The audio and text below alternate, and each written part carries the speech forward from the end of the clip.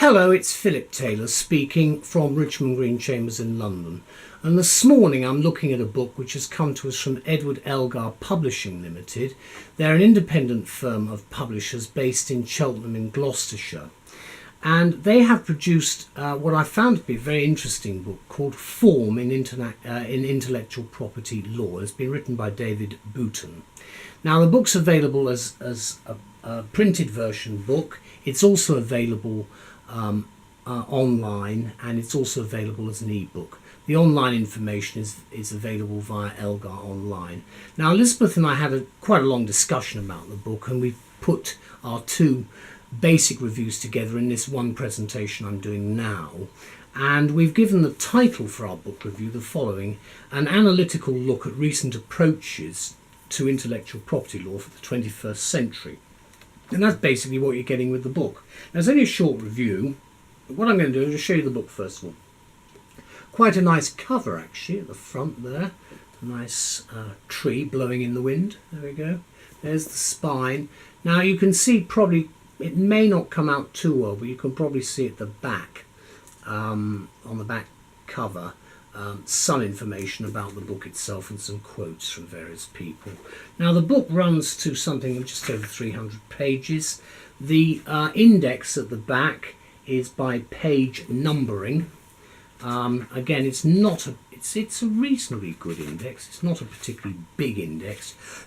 Excuse me, but it's there we go. It starts there, and then you've got the basic content of the book. You see there's quite a lot of footnoting that's included.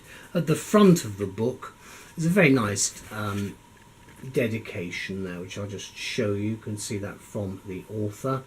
And then there's the front of the book itself, the first page.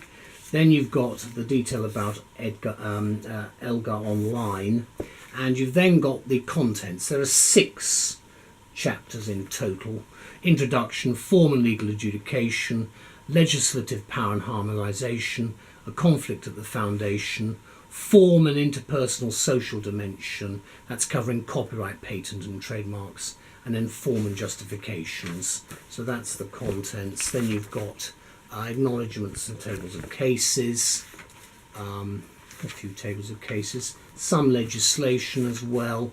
Then you go into the introduction, and he says this book sets out to expose, analyse and evaluate conflicting conceptions of legal judgment that operate in intellectual property law. So you've got a basic, rather long-winded I have to say, but a basic statement of what this book is about. There's a lot of learning that's gone into, a lot of scholarship. You can see the actual footnotes at the bottom. Just opening it up, there's a lot of footnoting to justify assertions made.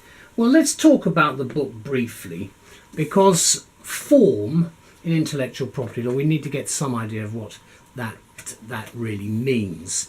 But we start off by saying this, that the legal scholars and analysts interested in the working of intellectual property law will be immediately interested, we think, in this new title from Elgar, which is Form in Intellectual Property Law. And what we're saying is that the book, as the author David Booton explains, starts with the fundamental premise that the choice of form of legal directives is significant, and that there is something interesting and useful to say about form and about the relationship between form and substance in intellectual property law. And that's really his mission and his starting off point. It's not unfair then to say that this form, as opposed to substance, that's substantive law possibly, could be that he's talking about, will be interpreted by many a practicing lawyer as a form of structure. And I think really that's what he means, because I was a little unclear. We have within law the term form, which has a specific meaning. Form, in other words, being frankly a deed. If you think about the whole contract and so forth, form means the way in which a contract is created. Is it an oral contract? Is it what sort of form have you used to create the actual contract? So you've got some idea of where I'm coming from jurisprudentially. Now, it's definitely a thorough and almost minutely detailed academic treatise on such issues as basic values and those matters of jurisprudential concern that underpin intellectual property law, which has evolved and keeps evolving to protect those who create and wish to monetize the products of their intellectual endeavour, whether artistic, musical or literary works or inventions. And that, of course, has come to the fore in basically the last 20 years or so, where the law of probably 30 years actually, if you think about it, because the law of intellectual property has emerged from other laws, originally taught effectively in the protection of people's basically property rights, but it's emerged into its own specific area of law, with, of course, the advent of a lot of technological change. Now, the author seeks to provide close and closely argued analysis of what might be identified as the process of decision-making by judges and the plethora of reasons which lie behind certain decisions. And in the light of such analysis, the author examines copyright law, trademark law, and patent law, and that's also set out in the content section with equal rigour. It covers all of them with a nice balance, exploring in detail such concepts as novelty, originality, inventiveness and so forth, all very important parts of IP, together with the resulting social and economic implications of particular judgments resulting from IP disputes. And so the book provides some interesting insights into the exercise of judicial discretion, always a bit of a problem. Because remember what I say to clients, never go to law, because you never know, you never have a cast iron case, and you never quite know what the judge is going to do. I think it's important to note also the chapter on form and the interpersonal social dimension, with its examination of the various tensions. That's the book abounds with references to tensions of all kinds, and I think that's a useful pointer to bear in mind. And it gives examples of the tension between altruism and individuality. There's a quote, of course: "The institution of private property," says the author, "is thus one that emphasises individuality.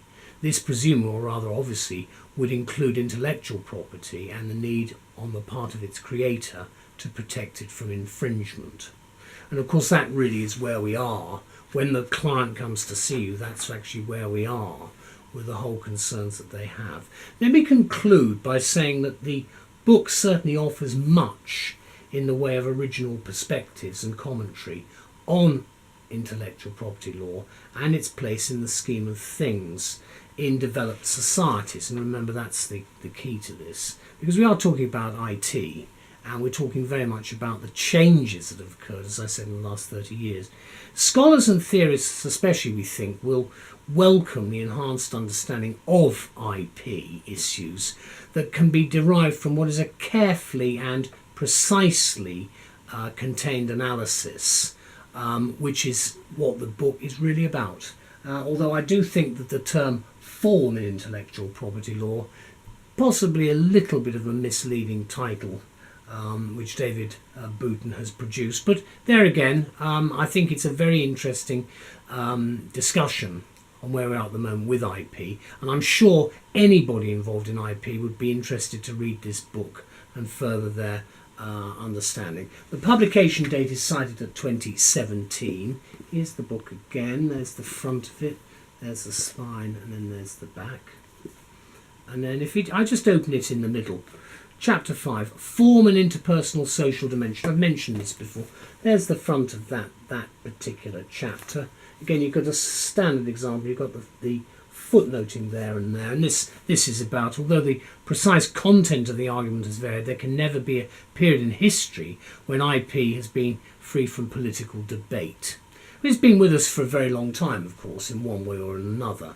But it's only in recent years, of course, that we've created it as a substantive law area. Thank you very much to David and to Edward Elgar Publishing for producing this book. It's a very valuable contribution to the continuing debate about IP, and I'm sure there'll be many more to come. I'm very grateful to everybody involved in its publication, and thank you for letting us review it. Bye-bye.